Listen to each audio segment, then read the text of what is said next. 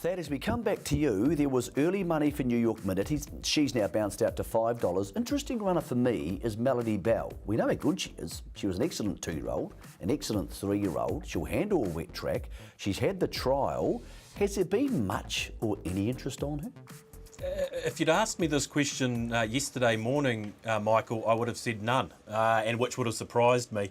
And just in the last 24 hours, or certainly last 12 hours, the money has come, including a $4,000 bet on Melody Bell. I'm finding it hard to assess whether she's ready to go or not. Initially, I would have suggested we should have seen more money for her, but as I say, in the last 12 hours or so, she's really taken off to almost be the second best backed in this market. So tricky to assess, and it's tricky to assess quite a few of these. The other one we should touch on, it was a good promotion of the Punters Lounge on Start Wondering when we did this when we looked at this race an hour ago.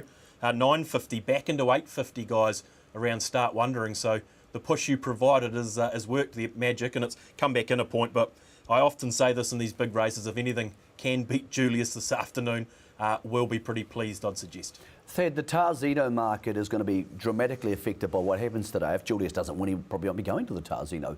When do you close that, and when do you expect to reopen it? Yeah, look, it'll close right at the jump of the race, Michael, so you can bet into that market right up to the jump of the Foxbridge.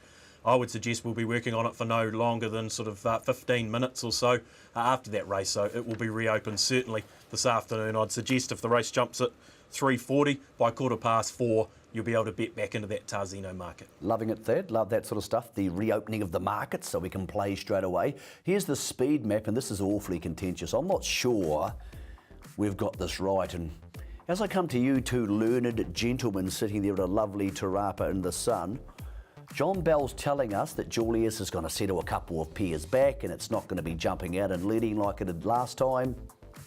I'm not entirely sure I believe that, fellas. I think they need to be handy to the speed. And B-Pop, what do you reckon? Do you think maybe they're playing ducks and drakes here? Look, I've had a good chat to Jason Waddell around this, and look, purely it was circumstantial of why he'd led here last time to the races. He was pretty adamant that he needed to be, in front up against the rail, away from all that kickback for his first up assignment.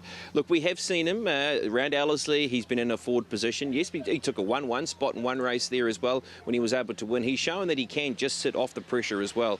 Look, there is going to be some horses that'll be gunning for the top as well, Aidan. I mean, look, Francoleta's a horse who's drawn out who, is probably likely who could go forward as well. You've got the Melody Bell influence, Start Wondering as well. So look, there is a few that if they all jump well, that could be looking for that top spot.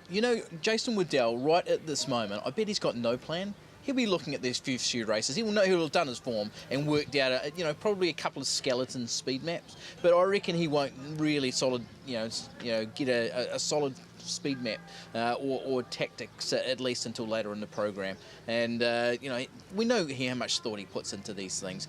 He'll be in the right spot, no doubt. Whether that's a 1-1 or whether it's even 3 wide, we don't know. But we know Julius has got the speed because he's been on speed and the Concord. He was on speed and winning the Darling Stallions Plate. And obviously by design he was on the speed here the other day. So he's got the ability to go anywhere. I mean, he's a big, strong horse and he's a high-class sprinter.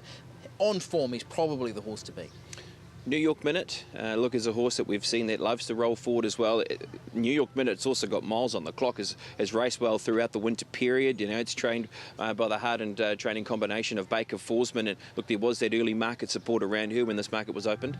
She's big and strong, and just once she gets rolling, she doesn't normally stop. She normally puts a margin over them. But this is different. This is taking on the big guns. She has been twice a stakes winner this preparation. But while she's won races by 10 and 12 lengths earlier in her career, she's never contested a field of this quality before, so it really is an acid test for her. But Andrew Forsman, we spoke to him earlier in the week, said if she's in front of the 600, she'll run top 3, and I tend to agree with them. But this is going to be a higher pressure race, and I think there'll be a lot more early, especially if it's playing front runner, then there'll be a lot of speed on early in this Foxbridge. Okay, so if there is that pressure up front, well then it starts to play into the hands for a few other horses.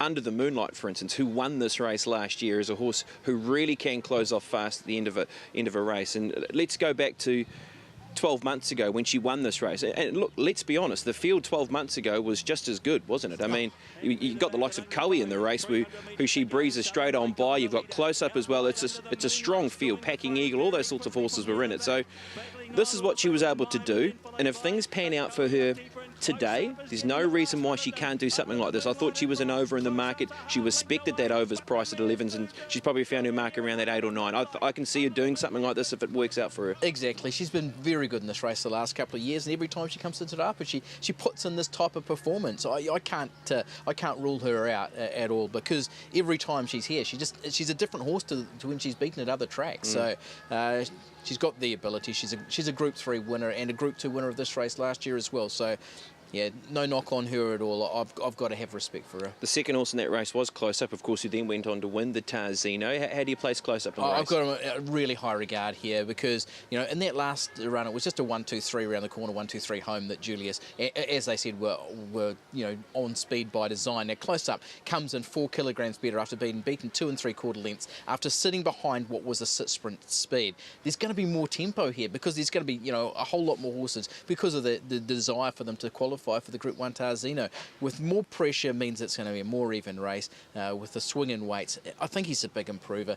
He was big in this race last year. It's a proven Group 1 weight for age horse, and I think at the money he's the best bet in the race at $8.50 each way. Got the added flavour too of War of Fear, first start, of course, for Stephen Marsh here in New Zealand, a high quality galloper out of Singapore. Yeah, they're saying all the right things about him too, aren't they? They're sort of saying he's bright and he's ready. With the 1200 might be just a touch vulnerable, but he's high class. You can't rule him out, and it's good to see those sort of horses coming and just bringing a bit of international form lines and just adding another dimension to what's already just a mouth-watering edition of the Foxbridge. And of course, Charles Road, who's in the race, and we spoke about being the Lisa Chittick Foxbridge Plate. It would mean something for the O'Sullivan family if they could get a piece of the prize today. Of course, he's got bigger assignments coming up, you know, potentially towards the Melbourne Cup.